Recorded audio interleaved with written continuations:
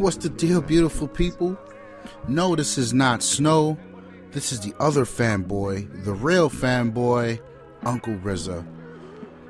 Hey man, I watched that video Snow did. I liked that video. I unliked it again. It was a good video. I really appreciated his perspective on Microsoft and the 180 with the Kinect bullshit. And I'm gonna get knee deep in that right now.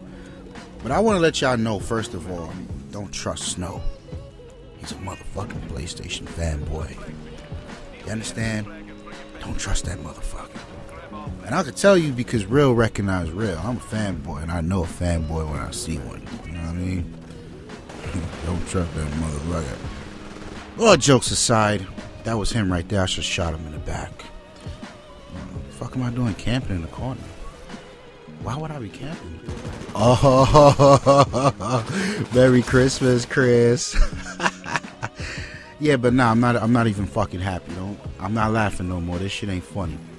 So, Microsoft does what now? They're gonna be selling a version of the Xbox One without the Kinect for $400. Like, what the fuck, man? There's so much that needs to be addressed here. First of all, let's talk about the fucking gamers. Let's talk about the gamers. And I want to use the word gamers very... Damn, Tawan, get off the roof, son. I want to use the word gamers very loosely here. There's a difference between gamers, consumers, and trolls. Really, I should be talking to the trolls, because you fucks are not gamers.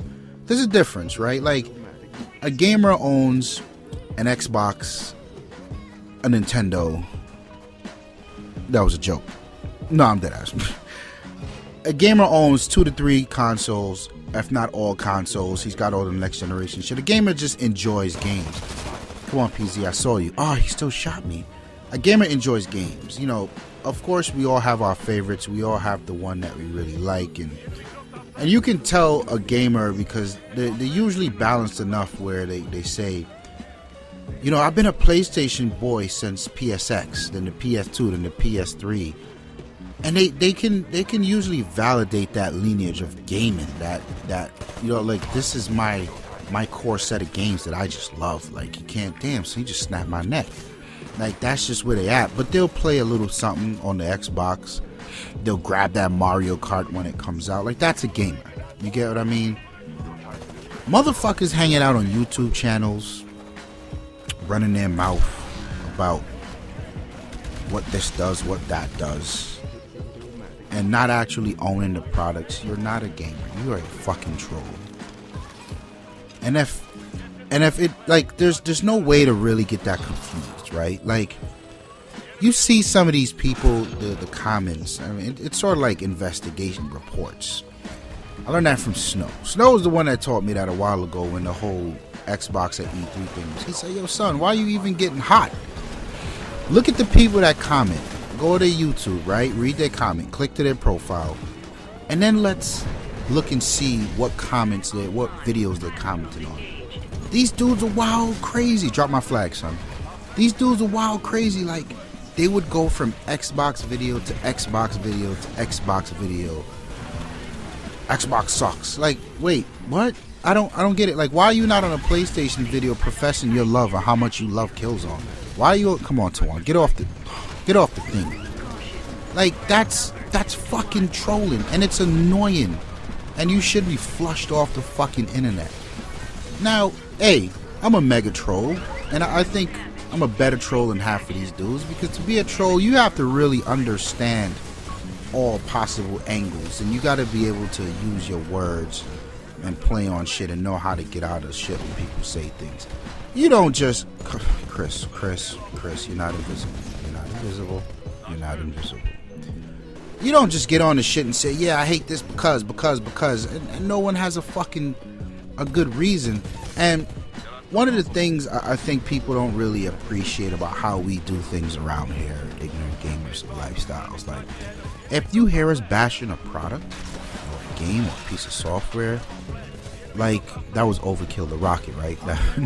That was overkill. It's because we spent our fucking money to give it a chance, and it just didn't meet up to whatever expectations we had. No one around here bashes something right out the blue without fucking touching it, without ever experiencing what it has to offer. Like, that's fucking crazy. And people, like, you know, people will watch like the Gran Turismo videos and say, yo, this guy just hates fucking like, no, I don't hate Gran Turismo. Like, I love Gran Turismo. I grew up on Gran Turismo as a sim. It's just like, how much of this fucking disappointment can you take time after time after time? Like, it gets to be a bit much. I can understand that approach. But people hanging out in forums and on videos, and then Microsoft videos, they're doing it like, yo, that's not cool. And this is the first time that I've ever seen in consumer history trolls affect the feature, the feature pack, the feature list of a product. Like, up to this day, I still feel like the Xbox and the potential of the Xbox One was completely taken from me, because people didn't know what the fuck they were complaining about. And I've said this multiple times in my roast videos and so many other podcasts, and I'll put the links up there for you guys. Watch the fucking videos. A lot of what I said 6 months ago still stands today. I get it, the PlayStation's more powerful, but there's so much more that the Xbox does outside of gaming, and a lot of that was fucking taken away. And the Kinect is the last piece of that was taken away again. Like, holy fuck, Microsoft. It's crazy, the power of these trolls, and they say we're listening to customer feedback. You know what you get for saying that? Those same quote-unquote customers now turn around and say you're flip-flopping. They're not your fucking customers. They don't own Xboxes. They probably don't even own PlayStation 4s. That's the crazy part. And I can't validate that they're not virgins. Anyway, that's one part of it that I really don't like, is the part of the people that have the power or is really being given the power aren't the people experiencing what it has to offer. And it's very frustrating for those of us who enjoy it. And I know very few people, and not because I'm a Microsoft fan. Like, I'm an enthusiast of this shit. I love anything that has a power circuit in it, and I pay very close attention to trends and how things work. There's very few people that own an Xbox that complain about it, and there's very few people that own a PlayStation that complains about it. There's nothing wrong with either. But you would never guess that from the negativity that you read on these forums and these posts, and the way these companies are, specifically Microsoft. I'm not even gonna say these companies. The way Microsoft is responding makes you feel as if something is definitely wrong here, and it's fucking annoying. Now, everybody knows I'm a huge Microsoft boy, right? That's just me. I love Microsoft. This is not something that magically started happening with the Xbox One. Microsoft has this problem across the fucking board. Windows XP, 15 years old. People, if you're still running Windows XP on your laptop, you deserve to be slapped. You really do. And then you expect Microsoft to support it. So Microsoft says, you know what? All right, guys, we got to cut it here. There's no more. We can't. It's 15 years old. It's a lot of money to keep patching this fucking old ass operating system. We have literally 3 operating systems after that with different iterations of code and kernels and security measures. We can't keep doing this. And they just stop supporting it. And then a bug comes out for Internet Explorer, some security hole. What do? They fucking support it. It's like, guys, stop. Like, that annoys the bejesus out of me. And Microsoft does this time and time and time again. And here they're doing it again with the Kinect. Like, yo, stand your ground. So what? There's a 2 million unit gap between what the PlayStation 4 sold and what the Xbox One sold. So what? And it's tough to really say they didn't do this for sales, which we'll touch in a minute. But it's hard to believe you did it for choice. Like, you didn't do a motherfucking thing for choice. Consumers don't know what they want. They don't know what they need. Gamers are fucking stupid. They'll buy anything that they'll buy anything that's non-controversial. It's just fucking, it doesn't make sense to me. Okay. So, yes, this is a triple kill. Okay. This is a Microsoft thing. Alright, they backtracked. Now the thing comes or doesn't come with the Kinect. Let's talk about developers. Not that I give a shit about, oh, god damn, son, my bad, Chris. I did not mean to do you like that. Not only does the Xbox One initially come with the Kinect, but there's people out there who insist on developing games for this dumb shit. And I think the Kinect's the dumbest shit ever for games. I do, I really do. I don't plan on playing games with the Kinect. This is why I didn't own the first Kinect, because that's what it was for. And I get it. I get it. So if every Xbox that goes out the door has a Kinect, then the possibility, the reach that these developers have is very, it becomes a much broader audience than it would have been if the Kinect was an option, pretty much. So I get it. You get a few people on board. Oh, get off the zip line. You get a few people on board, and whatever few people that was that had dreams to sell whatever they were going to sell is completely shot right now, because people are going to not buy the Kinect just to save $100, and that sucks for these developers.